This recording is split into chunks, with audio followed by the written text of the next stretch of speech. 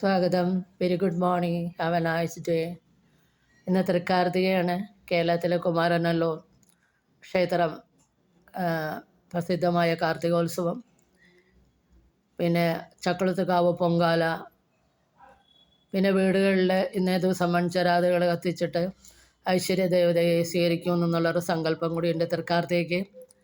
തൃക്കാർത്തികയുടെ ഐതിഹ്യം എന്താണെങ്കിലും മഹിഷാസുരൻ ദേവലോകം ആക്രമിച്ചപ്പോൾ മഹിഷാസുരത്തിൻ്റെ അടിമത്തിൽ നിന്ന് രക്ഷപ്പെടാൻ വേണ്ടി ദേവന്മാരെല്ലാം കൂടി ത്രിമൂർത്തികളെ സമീപിക്കുകയും ത്രിമൂർത്തികളിൽ നിന്ന് 3 പേരിൽ നിന്നും ഓരോ തേജസ് വന്ന ഒരു സ്ത്രീരൂപമായി മാറുകയും 18 കൈകളോടുകൂടിയ ഉഗ്രരൂപമായ മഹാമായ പ്രത്യക്ഷപ്പെടുകയും അങ്ങനെ ആ ദേവി മഹിഷാസുരനെ വധിച്ച് ദേവലോകത്തെ തിരിച്ചേൽപ്പിക്കുകയും ചെയ്യുന്നു.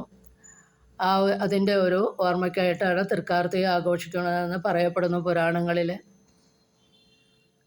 ലക്ഷ്മി ദേവിയെ സങ്കല്പിച്ചിട്ടും ഐശ്വര്യദേവതയെ സ്വീകരിക്കുന്നു എന്നുള്ള സങ്കല്പത്തിൽ വിളക്കുകൾ കൊളുത്തി സ്വീകരിക്കുന്നത്, വീടുകളിൽ വിളക്കുകൾ കത്തിച്ചിട്ട് മൺചിരാതുകൾ കത്തിച്ച് ദേവിയെ സ്വീകരിക്കുന്നു എന്നുള്ളൊരു സങ്കല്പമുണ്ട്.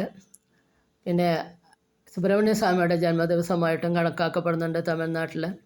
അങ്ങനെ എല്ലാം കൊണ്ടും വളരെ പ്രത്യേകതയുള്ള ഒരു ഐശ്വര്യമുള്ള ഒരു ദേവിയുടെ ഒരു പ്രധാന ദിവസമാണ് തൃക്കാർത്തിക ദിവസം. അതുകൊണ്ട് തന്നെ ദേവിയുടെ മെസ്സേജ് എടുക്കാമെന്ന് വിചാരിച്ചു. അപ്പോൾ ആദ്യത്തെ മെസ്സേജ് അക്ഷരാദേവിയാണ്. അതായത് 3 മാസങ്ങൾക്കുള്ളിൽ നിങ്ങൾക്കൊരു പുതിയ അറിവിൻ്റെ വാതായനം നിങ്ങളുടെ മുന്നിൽ തുറക്കപ്പെടുന്നതാണ്. കാരണം നമ്മളെപ്പോഴും അറിവ് നേടാനായിട്ട് ശ്രമിച്ചുകൊണ്ടിരിക്കണം. അപ്പോൾ നമുക്കൊരു പുതിയ അറിവിൻ്റെ വാതായനം നമ്മുടെ മുന്നിലേക്ക് തുറക്കപ്പെടുന്നതാണ്. രണ്ടാമത്തെ കാർഡ് ഉഗ്രാദേവിയാണ്.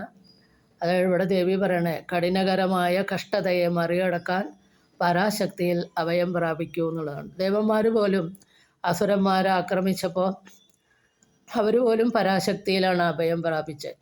അപ്പോൾ പിന്നെ മനുഷ്യൻ്റെ കാര്യം പറയാനില്ല. അപ്പോൾ കഠിനകരമായ കഷ്ടതയെ അഭിമുഖീകരിക്കാൻ വേണ്ടി നിങ്ങൾ പരാശക്തിയിൽ അഭയം പ്രാപിക്കൂ എന്നാണ് ദേവി പറയണേ. ഇന്ന് പ്രത്യേകിച്ച് കാർത്തിക ദിവസമായിട്ട് വളരെ നല്ല മെസ്സേജായിട്ട് എനിക്ക് തോന്നി.